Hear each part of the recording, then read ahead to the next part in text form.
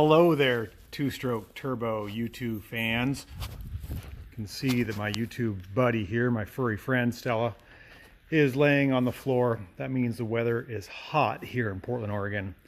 It's predicted to be over 100 degrees this week. Today is 80 something and it warrants a little belly rub. Look at that. She's kicking her leg out. She wants her belly rubbed. She's hot. We are lucky enough that we have AC in the shop now. We have a small unit up on the wall there above our workspace, our main workspace, and it cools the area like right here, no further than that. We have really high ceilings and the cool air just kind of stays and puddles in that area. So that's where I hang out on a hot day, especially when you bring a hot car in or a car that's been driven and the engine is really hot. It heats up this area or heats up the shop super quickly because engines, as you know, are probably 20% efficient and the rest of it's given off as heat.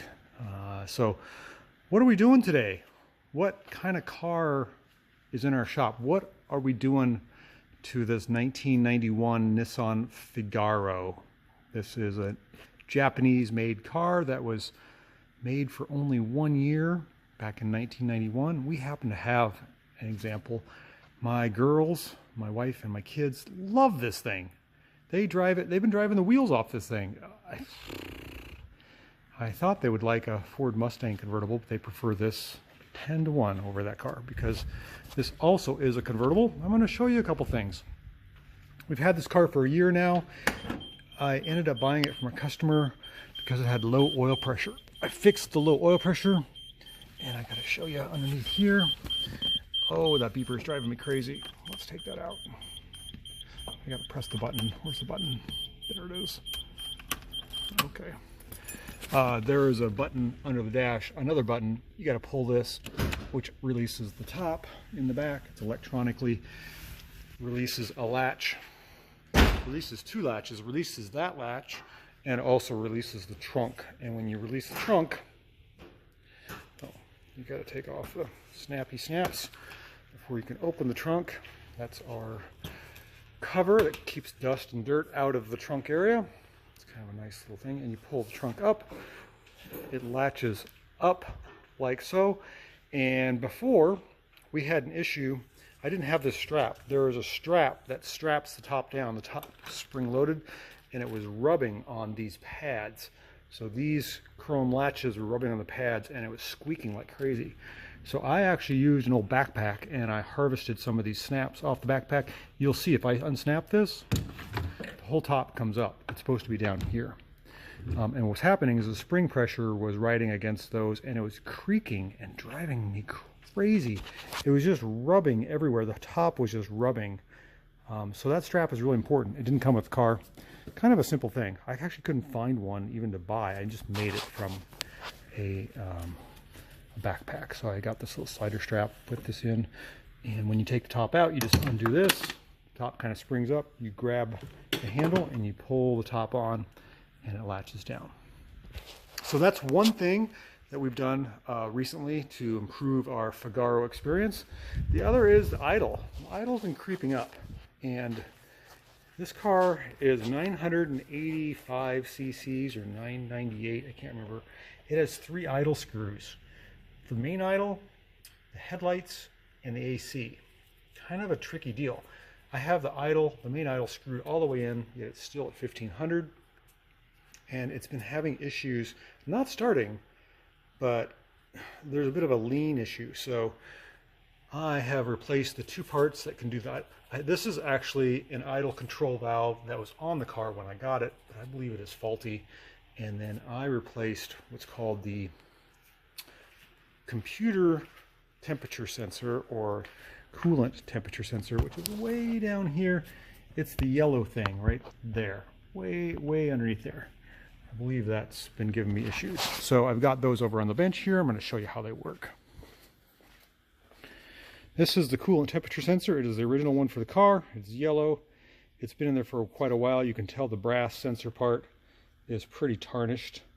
And I don't believe it's sensing correctly. The car was running a bit lean, like especially around 2000 RPM. I could feel it surging, and it didn't start up well. So I think it's just not giving the computer full access to what the car needs or what the temperature is.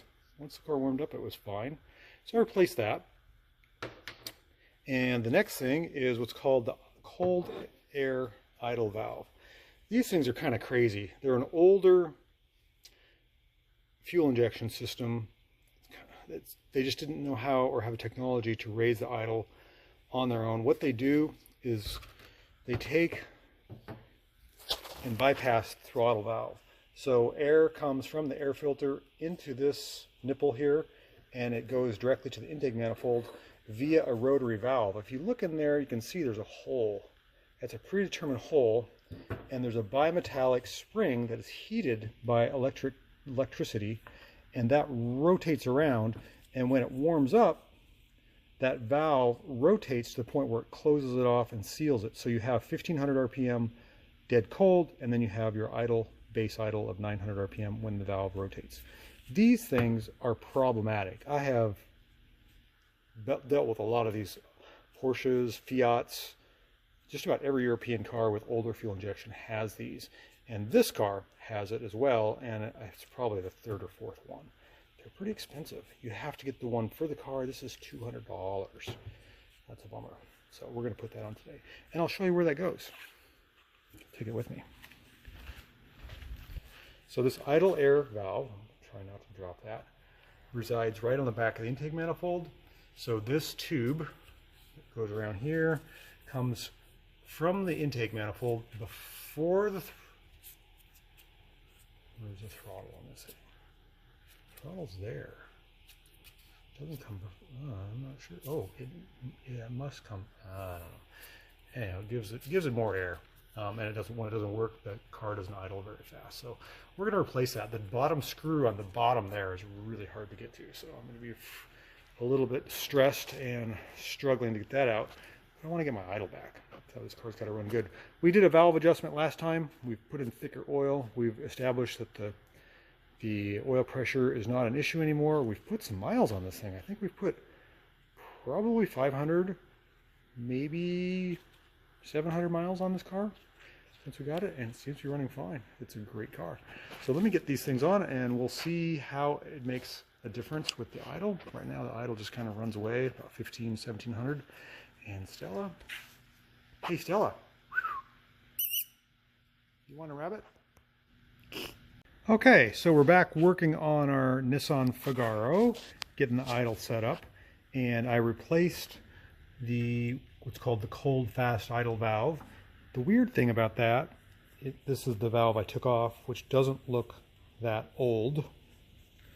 One of the screws was really short, and somebody who replaced it last time must have lost a screw, and it's possible that this was loose and it was bleeding air through there. I ended up replacing it anyways because I already bought it. It came all the way from the UK. Bummed that I paid so much for that. But this one, I've turned the car on to just idle. It gets warm. I can feel the temperature of the element working, so I know this one works the way it should. So maybe that worked, maybe it didn't, I don't know. The idle now is down below 1000 where it should be instead of hovering at 1500. There are 3 different idle settings. This is your base idle, this is when you turn your headlights on, and this is when you turn your AC on. It compensates for those. It's old-fashioned. It doesn't have computer software to do that. It actually has old-fashioned switches and solenoids. So I think I've got it. Let's turn it on and let's take a listen. Now the car is warmed up, but at least it's idling down. There's a tachometer there. I'm going to turn the key on. Fires right up, and we're idling about 750, 800, I think. Engine sounds like it should. The idle speed control is responsive. Let's turn the headlights on and see where it idles. So it's idling just under 1000. Okay, that dropped it down a little bit. I might be able to adjust this. This is supposed to be out 5 turns, and this is supposed to be out 2. So I'm going to play with that, see if I can get the idle to be completely steady when I turn the headlights on. See, the headlights are on. Let me turn the headlights off. Idle does go up a little bit. I don't know. That's probably okay. There may be something wrong with one of these solenoids, but I'm happy with that. I enjoy driving this car, and it felt bad with the idle being so high at 1500, and then on cold days when it was warming up, it would kind of hunt a little bit about 2000 RPM, and I think that's due to the coolant temperature sensor. So this little Figaro, it's going to hit the road. Love this little thing, and apparently my girls do too.